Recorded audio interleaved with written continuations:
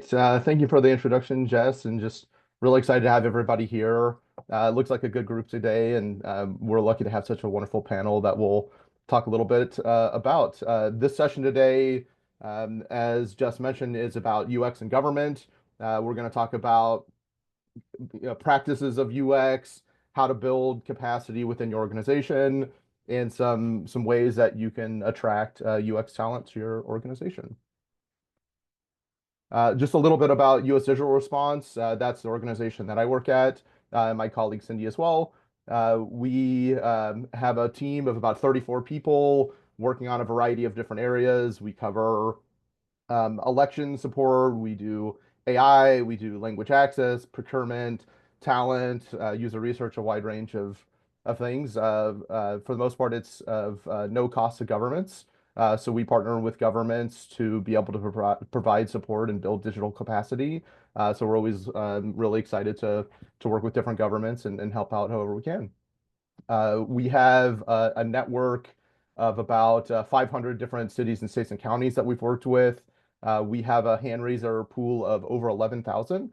So those are folks just like the panel that we'll be talking about here that are usually mid or senior in their career, industry expert folks that we bring onto these engagements and craft a team that is able to work with your government and provide the support that you need. And we have about 30 or so active projects going on right now. For me, I'm Keith Wilson. I'm our talent engagement manager here at US Digital Response. So I work with governments to help them build out their hiring capabilities. Sometimes we look at like organizational design, talent development, different things like that. And then my colleague Cindy, who is also going to be one of the facilitators of this meeting, she leads our UX work, so working with governments to help them with UX projects and building their UX capacity internally. And this is our contact information, so feel free to reach out if there's anything you'd like to discuss. Great. So just a quick overview of the agenda here. We're going to start off just kind of talking about like what is UX, user experience for those that may not know that abbreviation there.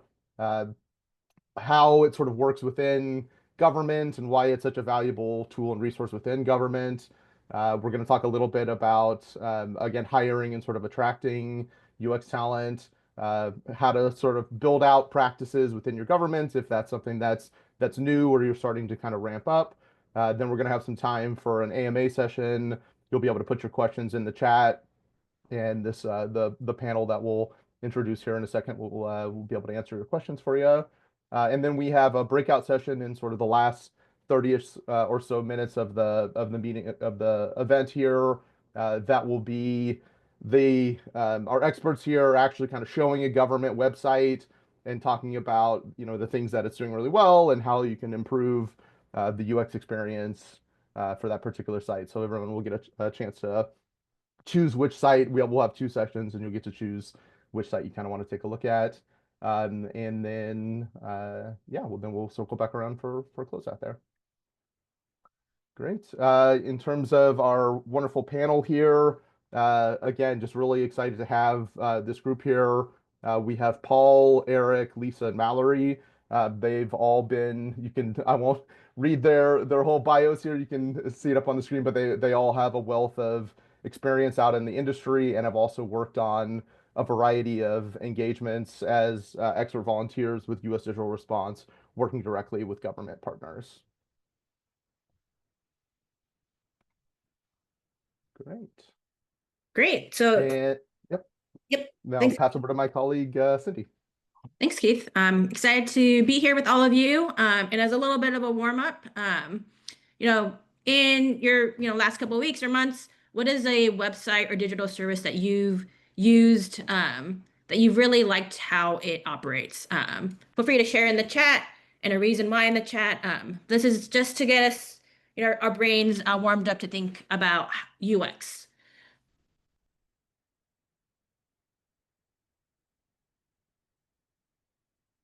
Cool. As you've been thinking about, a website or a service that you'd use, whether it's like Google or, a government website or Airbnb or kind of whatever you use in your daily life. And can you go to the next slide? Um, yeah, the reason why I've asked you to do that is just, if you ever think about, you know, your experience when you use a website or a service, you're applying a UX mindset. You're thinking about what works well, what doesn't work well. Was I able to do what I wanted?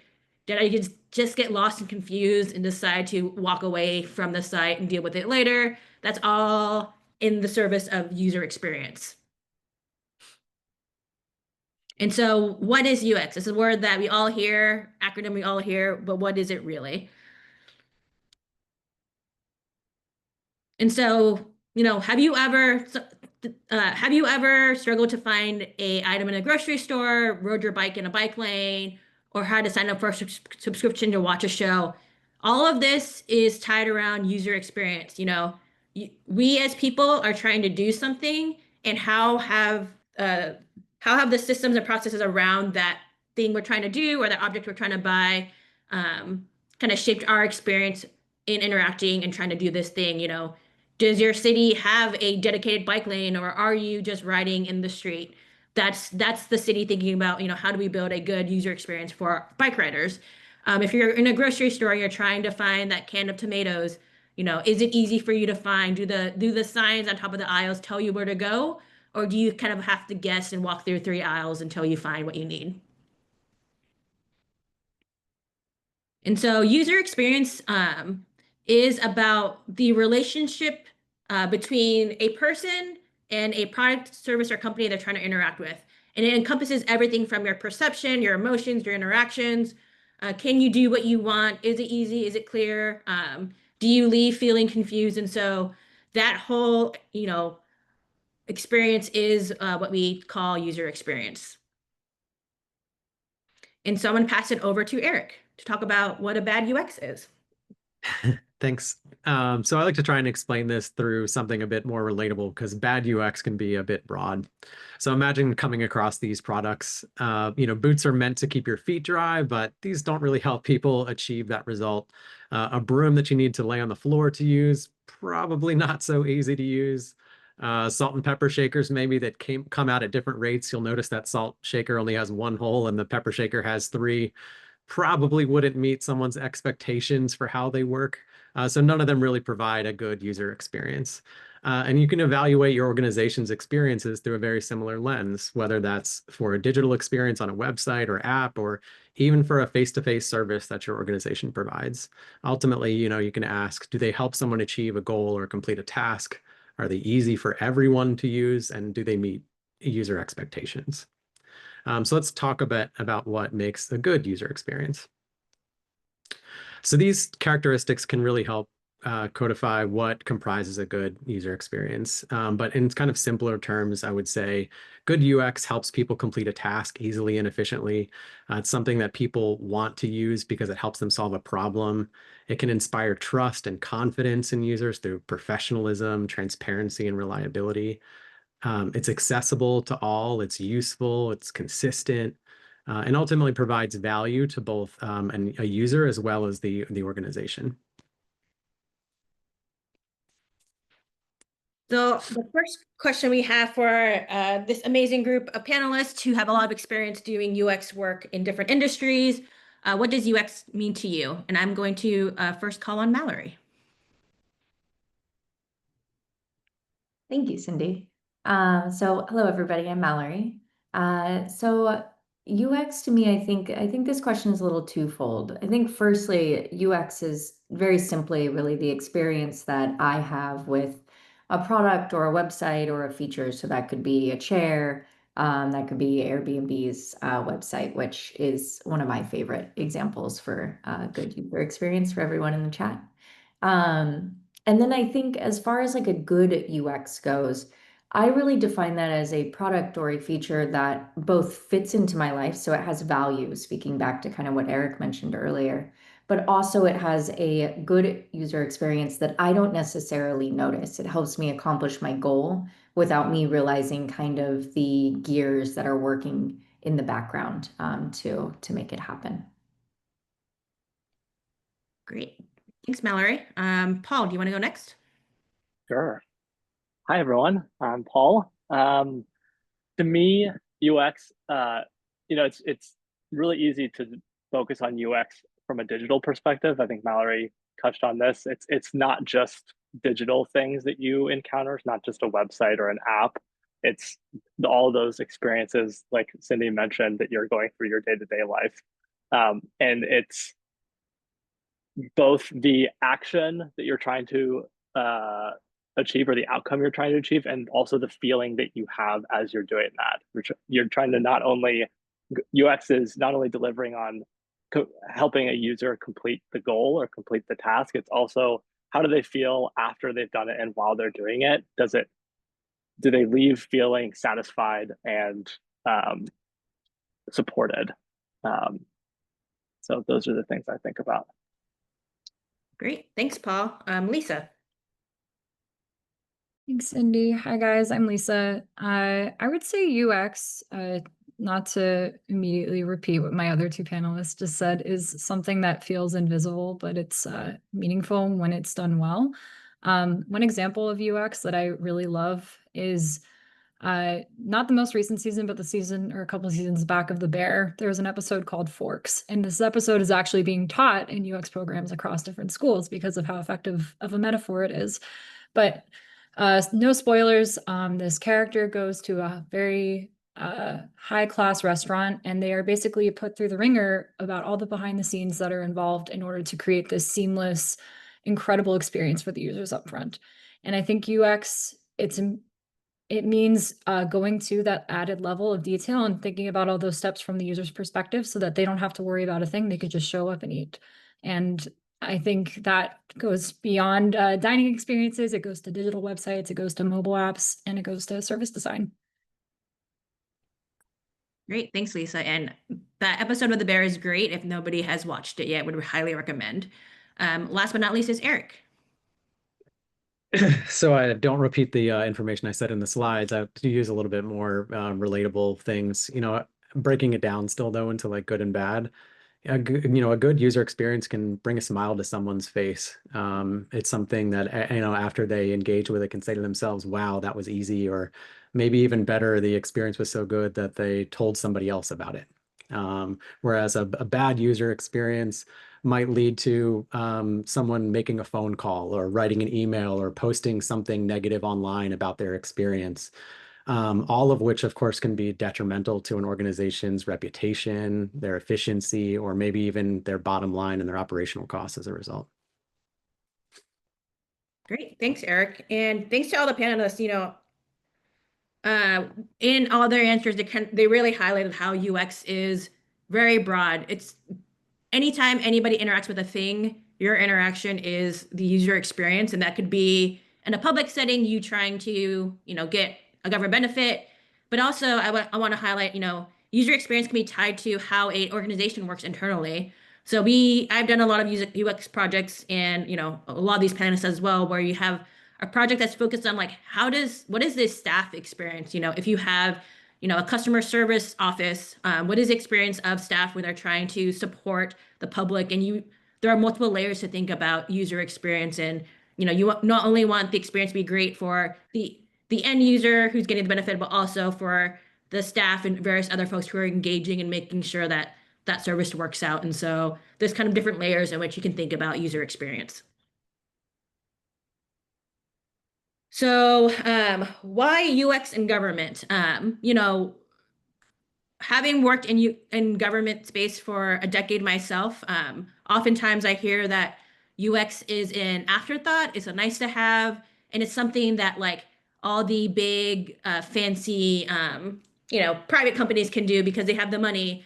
But the reason that we wanted to have this workshop is to really distill that UX is valuable no matter where you work or what you do. As our panelists mentioned, it works in the digital space, in the public space, and in how you interact with the physical world. And in making the case for why UX is valuable in the government space, especially for those of you who are trying to, convince your staff, your bosses that we should be investing in UX.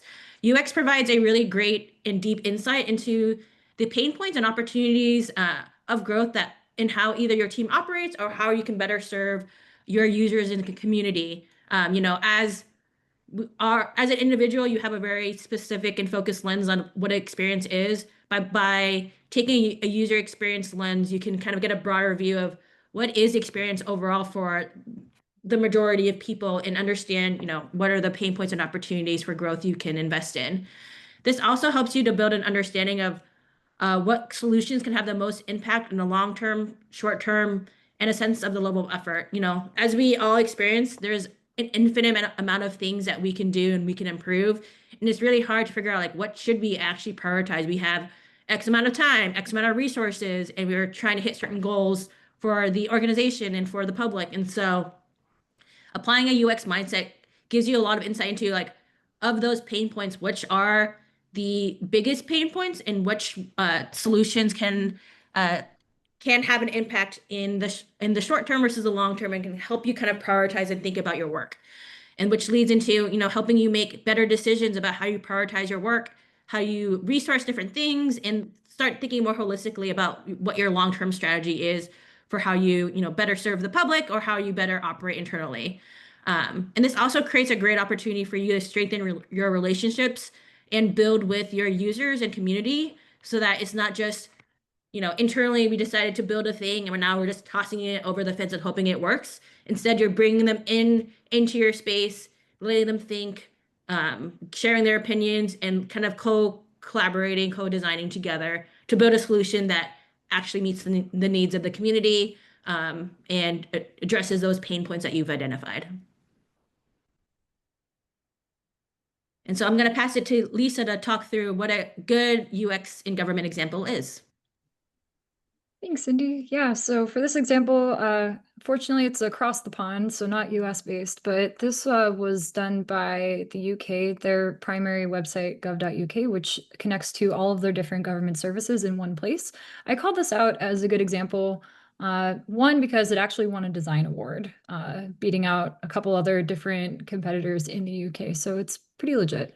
And the other piece is about the design of the website itself. I wanted to call out that this page works because it's simple. It gives people access to the services that they need and through different ways, either like a search box, which is universal, or you provide these quick links to popular pages on gov.uk. And perhaps those links change over the course of the year. Maybe if it's tax season, you have quick links to filling out your taxes, things like that. All in the spirit of anticipating users' needs without them having to figure it out for themselves. And then at the bottom, there's also this clear map of available services that you can look at across the entire gov.uk umbrella. And I just think this is a really great, simple website. It's super accessible. They've done the work in terms of making sure everything's in a easy to read, plain text, user-friendly manner. So we could definitely learn a lot from how they run this website. Thanks, Lisa. And yeah, and just to add, you know, I think we've all seen the government websites where, you know, the homepage is just a lot of information about, you know, the department and like who's the office behind it. But, you know, a good government website, if you are thinking about how you better serve the users, you want to think about what are people actually trying to do when they go to gov.uk? Are they trying to learn about how the UK government works? Are they trying to learn about different benefits and services available through the UK government? And so they've done a great job of framing their entire website around what do people actually need when they're coming to this website? Is it information or is it about getting access to services and information about those specific services?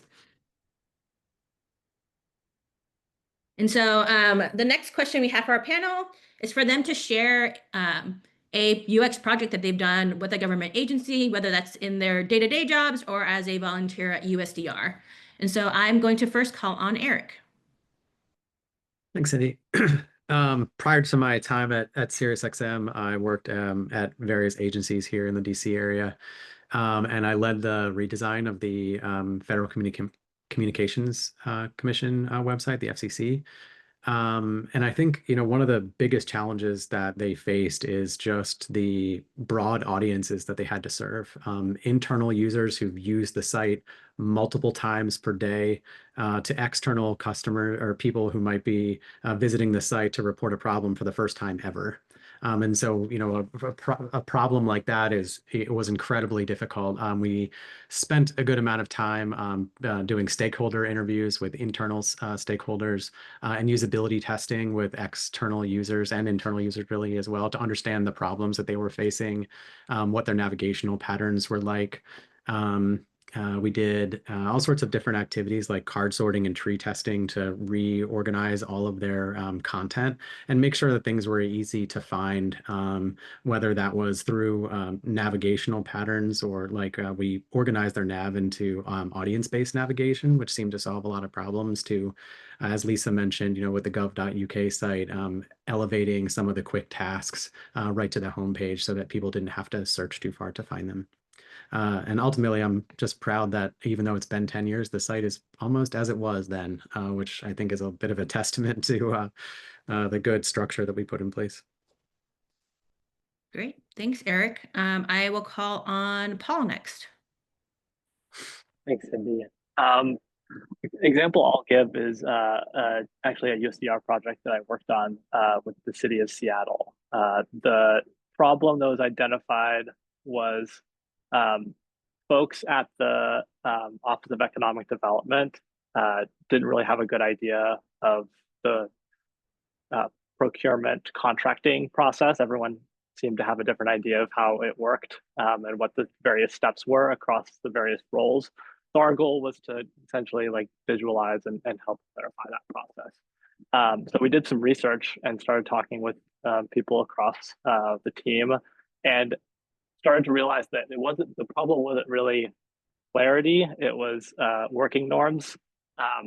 People had their own way of working. There was a lot of turnover, which made it really difficult to understand where things passed off between the different roles. So instead of solving the intended problem, we found a deeper and more structural problem, and were able to help build a simple Google Doc that helped different members of the team collaborate on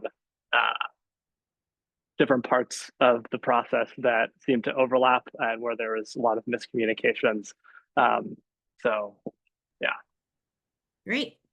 Thanks, Paul. And I think that's a great example of, you walk into a situation and you think you understand the problem and how to fix it, but by taking the time to just talk with some folks, you start to understand there's a deeper core problem that if you resolve that will kind of trickle down and fix a lot of the other issues that you see. And so I think that's a great example of why taking the time to talk with stakeholders or users is valuable to make sure you're addressing the actual core problem. All right, next I'll call on Lisa to share an example. Yeah, so at the beginning of this year, which feels like forever ago, I worked on a USDR project with the city of Pasadena around when the LA wildfires was happening. This project focused on helping the city of Pasadena figure out what information to put on their website to help wildfire affected people get the information that they needed. And this was a rapidly evolving situation. When we were brought into the project, the wildfires were still not actively contained and things were rapidly changing every single day. And while this engagement was probably one of the fastest USDR engagements we've done, it was like 3 weeks start to finish. Ultimately, what we did, we brought in a content strategist, we brought in an emergency communications expert, and myself as a user researcher / designer. And what we were able to do is evaluate how other disaster websites share their information. We interviewed different wildfire survivors and asked them what information they needed when and what was most helpful to them, because in that situation, you were just completely overwhelmed with information from so many different sources. You just want to go to one website that sort of has everything that you need in a timely manner. And what we were able to do was provide recommendations for a website redesign that helped give people information that changes over time. So if the water the water restrictions are lifted, like it'll communicate that on the website. If you're at the point where you're starting to rebuild, it'll link you to stuff for contacting housing permits, things of that nature. So we were able to propose this website redesign to them. They were able to implement it, and the website is live now. So we went and were able to start to finish, create and flesh out a UI redesign in about a month and really deliver information to the people that need it most. And I think our case study is actually live on our website, so I'll drop a link to it if anybody's interested in reading more about that.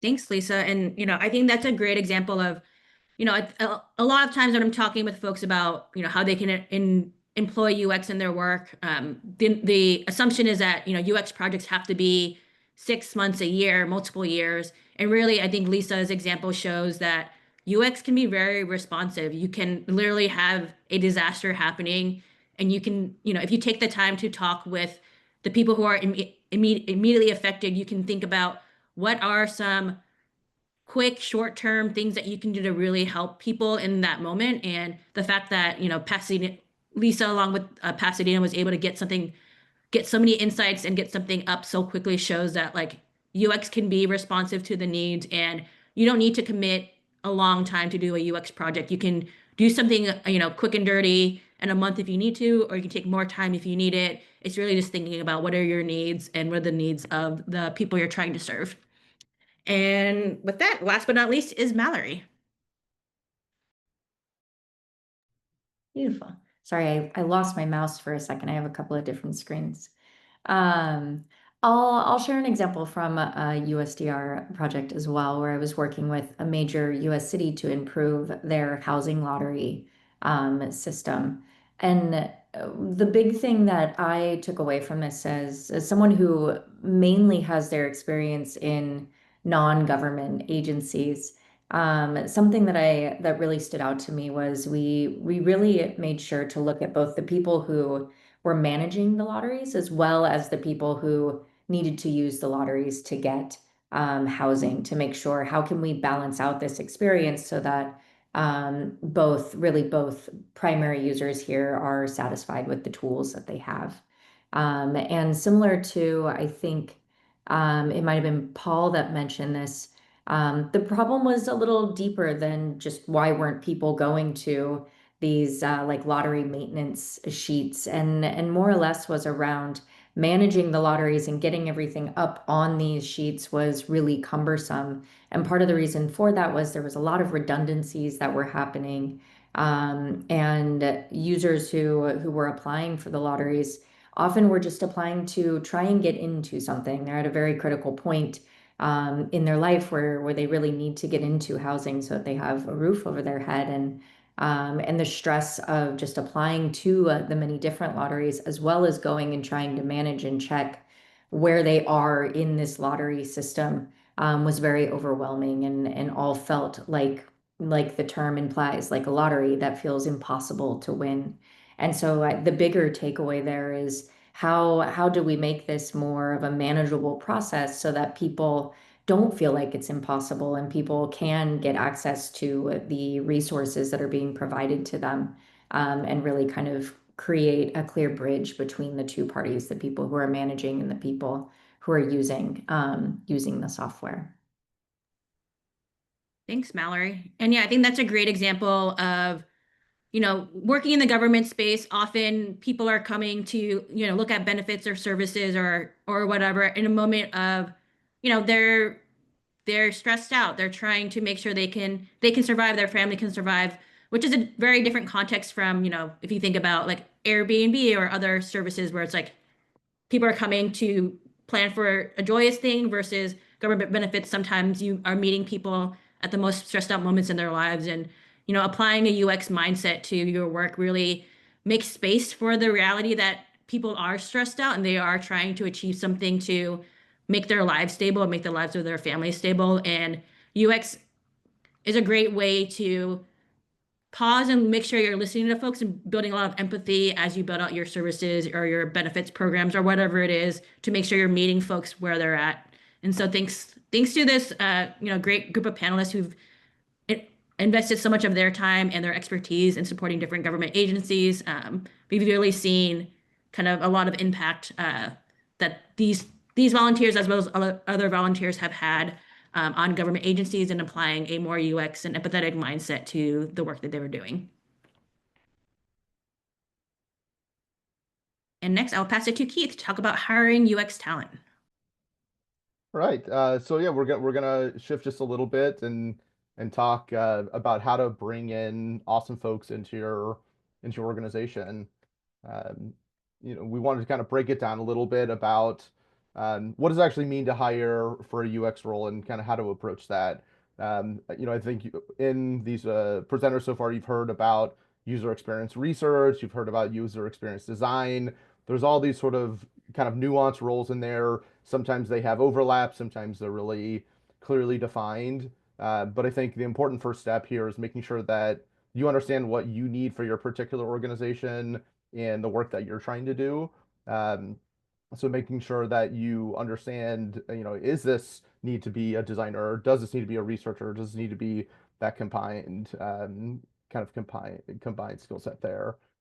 Also, just kind of finding alignment between, as I said, the team and the job description, what you're trying to hire for. In the work that I do with governments, we want to make sure that the government understands what talent they need so that whenever they bring somebody in, they're setting that person up for success. And having that alignment between the needs and the role itself is so important. Um, Also, just hiring for the right level. Sometimes you need somebody that's going to be, really hands-on in the work. Sometimes it needs to be somebody that's more in the, strategic conversations. A lot of this has to do around making big organizational changes, and changing a government website or a government process can be a big undertaking. So making sure that you have the right experience level to be able to be successful in that role. And then talking about sort of the evaluation criteria itself, making sure that you're finding that right balance, that you're not sort of going too far one side with design or sort of UX thinking or research or whatever, making sure that you're finding folks that probably have um, a well-rounded understanding of the space, because especially in the government world, you're probably not going to be able to have a 20 or 30 person UX team that you're able to have all these sort of individual roles in that. Wanted to also share. I know that's a lot to intake there, and if you've never hired for UX roles, that can be pretty intimidating. But one of the resources that we're going to share, we'll have some information later in the presentation, and it'll be available sent to you afterwards if you're interested. Uh, is a pretty thorough hiring guide for UX roles, variety of different levels for UX research and UX design, job descriptions, interview processes, interview questions, how to actually kind of understand the skill sets that you need for your organization. We have resources for that. So it's a pretty comprehensive guide if you've never hired for UX before, or if you're just trying to build up that team or skills within your organization. We have resources to come if folks are interested in that. So, open it up to the panel here. What advice would you give to organizations looking to attract in UX to retain UX or UX design, UX research talent? And we'll go Mallory. I think the biggest piece of advice as I was thinking about this question earlier is to really lead with a UX mindset, even before you hire or aim to retain this talent. And if we kind of break down what that means, because I know that's kind of a heavy loaded statement, I think I would advise people to really think about centering their user at the center of their decisions and their design, and then continue to recenter the user as your product kind of evolves alongside of the people that use it. How do you constantly bring your user back into the conversation and make sure that you're making decisions that are centered around them and that really solve for their needs? Some common questions that I often ask when I'm first starting to look at something, or I'm starting to think about even a feature in my day job, is really what do our users think about this, and how would they use it, and can they use it to accomplish their primary goal?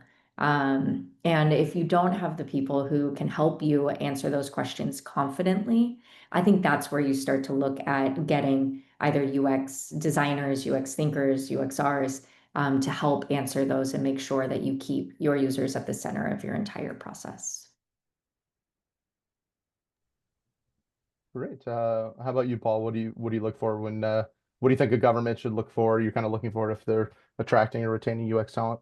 Yeah, yeah, and especially getting started, it's kind of daunting because not only are you trying to figure out like what is the scope of this thing and what can it do, but like how do you support someone in that work? And I think it starts with having the right people around them, like having champions that like care about like user-centered thinking and are willing to support this person in their explorations, whether that's, you know, getting them in front of the right people, communicating the value of what they're doing to other stakeholders, whether they're, you know, people who are involved in various ways at the problem that you're trying to understand, or those that have decision-making power, buying power to unlock things. It's really important to have everyone around this person or this small group of people that you start with to be empowered and feel like everyone is behind them, because it can be hard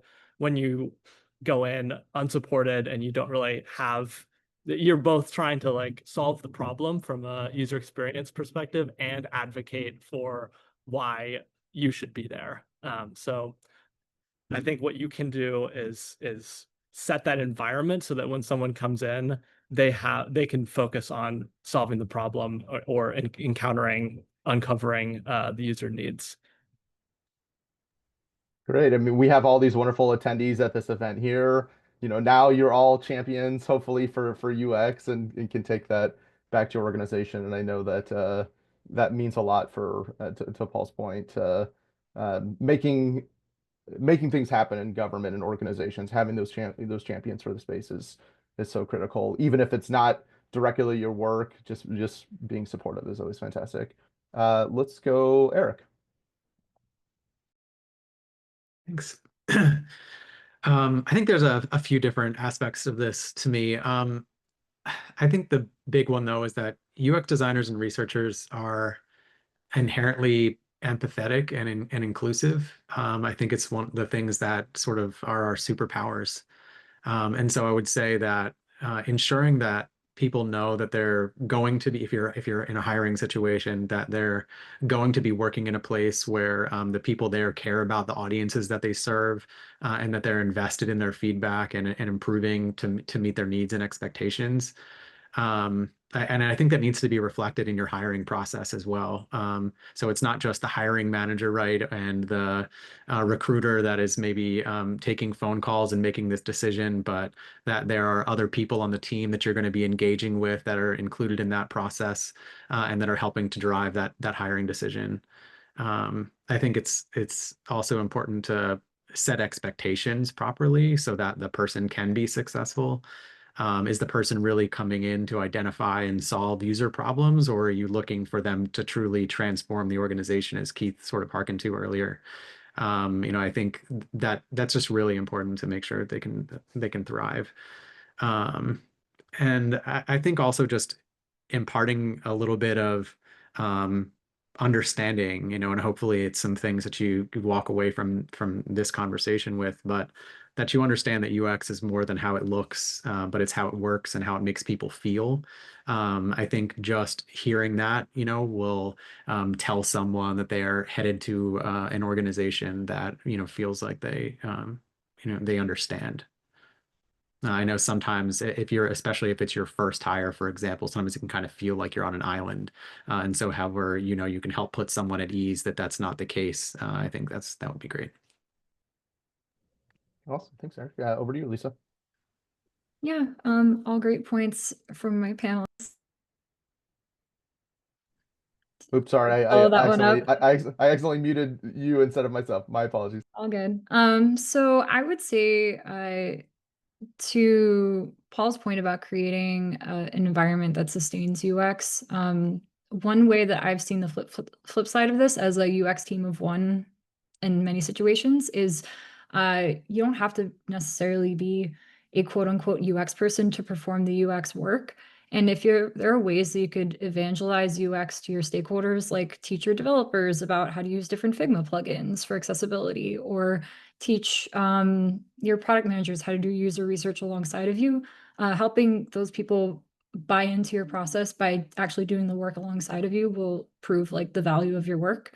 And then the other part that I wanted to call out to have a successful UX practice at a business is to not focus strictly on like tactical work. Like, we need to fix the website today, we need to do this now, which is of course very important and should be top of mind.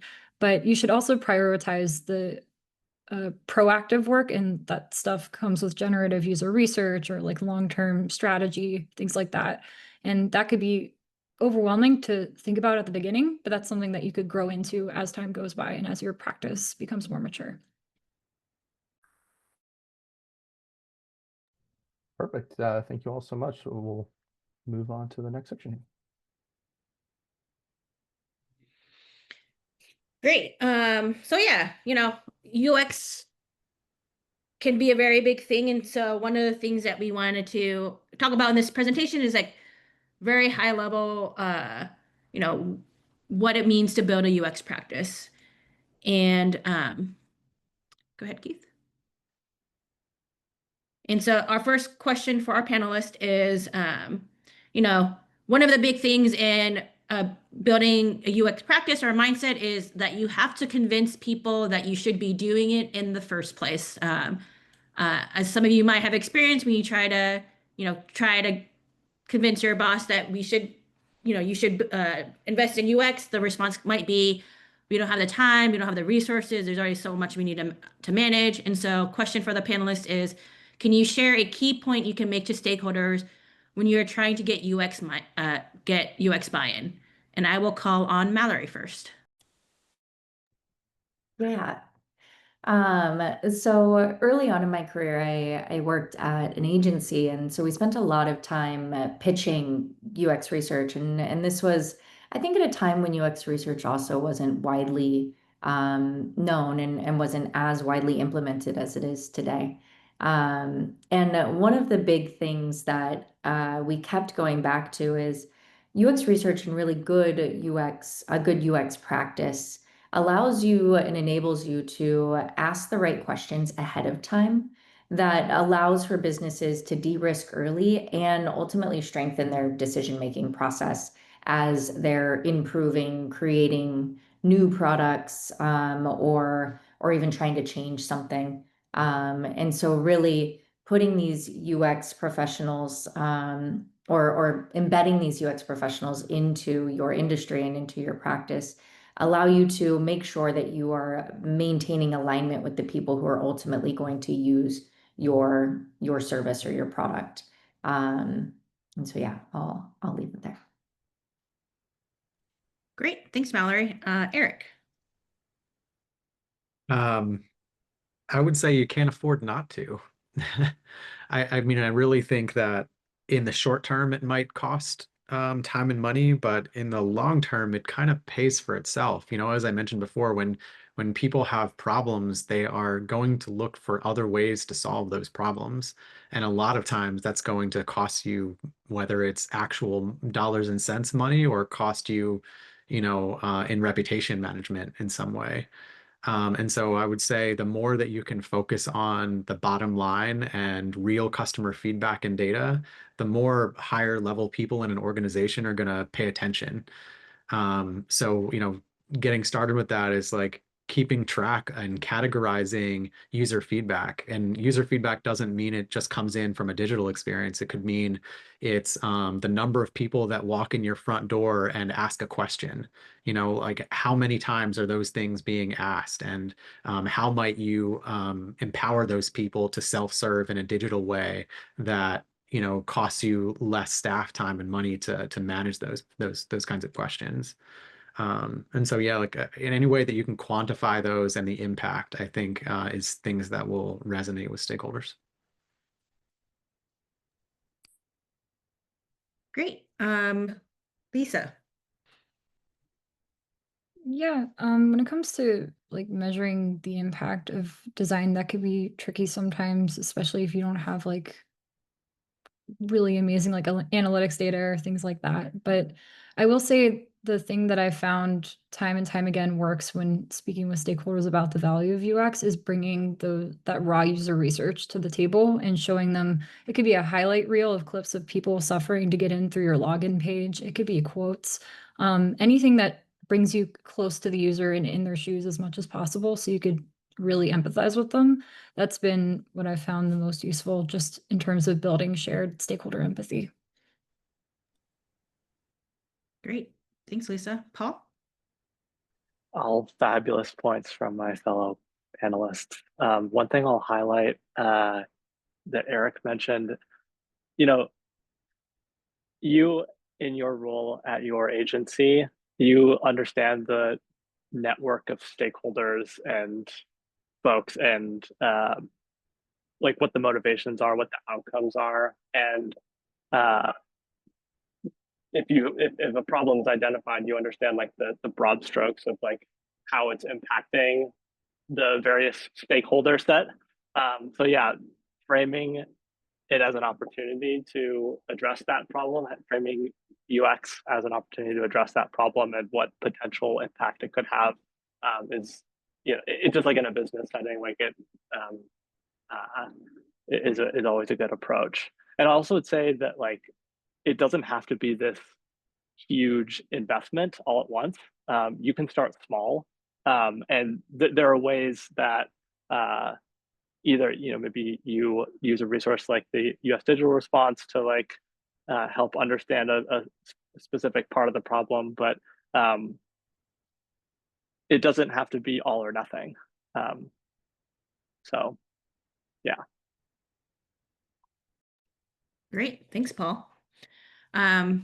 So our next question for our panelist is, if you were going to build a UX team today, where would you start? And that's either, some of our panelists have actually built UX teams, or some of our panelists have been, founding first person or first couple of people on a team. So curious from your experience, where would you start? And I'm going to call on Eric first.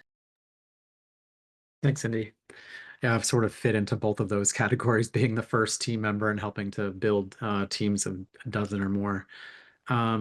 And really for that, but those were at agencies. I would say if I was inside of an organization, I think it really comes down to how well is the problem defined. I would guess that though that most organizations, sort of that was mentioned earlier, might have an idea of what that problem is, but they might not understand truly how deep it goes. And so starting with a researcher to help better define those problems to ensure that you are spending your time and money in the most effective way so that it immediately can show real problems and with data behind them to those stakeholders that we mentioned, I think is a really good place to start. Great. Thanks, Eric. And Lisa. Yeah, I mean, if this is your first time building a UX team for a government application, I would say reach out to USDR and have us do a project for you first for free. But in all seriousness, I think having exposure to, somebody in the comments mentioned sponsoring grad student UX interns at their organization. I think doing these sort of lower risk, lightweight first like trials of UX are a great way to get started, just to get people at the company comfortable, or team rather, comfortable with the idea of UX in their process and figuring out what problems they can work on after the fact. I will plug USDR because we are a lot of seasoned UX veterans here, and we could provide a lot of potential perspectives in terms of how to build out your UX organization further. But yeah, I recommend testing it out first, see how it goes, and see how it could go further than that. Great. Thanks, Lisa. And thanks for the plug of USDR. Mallory. Yeah, I +1 to both what Lisa and what Eric said. Not to be too repetitive, but I would suggest with starting with top level questions. and really trying to understand what is the big user pain point that you're solving for. And if you know that, then I think your next question is, how do you solve for that pain point? And if you already know that, then making sure that you're solving for that pain point in the right way. And along each of those questions, or embedded into each of those questions, I think are UX practices that you can employ. And you can kind of figure out what kind of UX professional you need to hire, whether that's a researcher, a designer, or a generalist, or another UX professional. And then to that, I put this in the chat, but I think a good place to start to really understand what your experience is, and to start building that empathy, and starting to build that UX mindset for yourself and for your company, is really by like dog fooding your own product and going in and saying, you know, if I put myself in my user's shoes, can I accomplish this task? And it starts to allow you to kind of do your own very, very lightweight usability testing, which is a step in the right direction. Great, thanks, Mallory. In the interest of time, we'll go to the next section, which is what you can do next. I think understandably it can feel very big and abstract and scary to be like, I want to do UX now. What can I even do? And I think in the last question, our panelists shared some big broader things that you can do. But curious to hear from our panelists, what could somebody do today to start a UX mindset? And I will call on Paul first. Yeah, I think oftentimes like content changes can be like the lowest lift, but like the most impactful in terms of like effort and impact.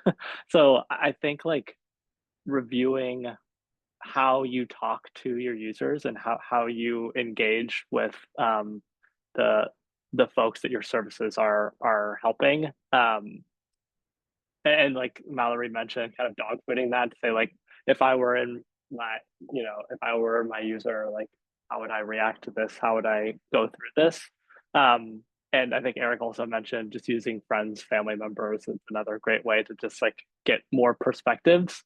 So those are some things that come to mind. And just talk to your users. Get as close as possible to the experiences that they're having, and try and understand where they're coming from, because it's more than just like I'm accomplishing this task in this, like there's other things going on in their life, and there's other things around the experience that are often hard to understand or predict. And when you talk to people, a lot of interesting things come up that you would have never been able to have anticipated otherwise. So Great, thanks, Paul. Mallory, what would you recommend doing today? Yeah, I would plus one the dog fooding, and really kind of re-broaden that, and say to look towards really like empathy building exercises, or exercises that you can do without doing formal like research interviews. And so some of those things may be like desktop research, looking at what exists in the world today. There's a lot of really good research out there that can tell you and give you answers, or at least point you in the right direction of understanding how people are perceiving whatever it is that you are trying to build or you're trying to improve. Another place I often tiptoe into cautiously for the products that I'm working on is Reddit, and seeing what people are saying today. If you can't go out and do interviews, you often will have a very passionate group of people on Reddit. If they are going there to speak out about your product, they likely care a lot, and it's a pretty good place to start to learn. So I would say, in summation, dog fooding, empathy exercises, desktop research, and just looking at what people are saying about your product in the wild. Yeah, that's a great point, Mallory, that, likely there is some information somewhere about how people are interacting with your service, but that's through, an online forum like Reddit, or even, if you have a customer service team, they are getting a lot of calls from folks about pain points, and that's a great way to start collecting information about like, okay, what can we do? And so you don't need to start from scratch, see what's out there and available for you to leverage. Great. And so go on to the next slide. As Keith mentioned earlier, we've developed a couple of guides for you all today. If you're interested in digging in deeper, but also if you're interested in just chatting with U.S. Digital Response about how we can support your agency, here's a QR code where you can submit your interest in either our Intro to UX and Government guide or our UX hiring guide. I also put the link in the chat in case you want to use that as well. Great. Well, thank you guys so much for such an interesting panel.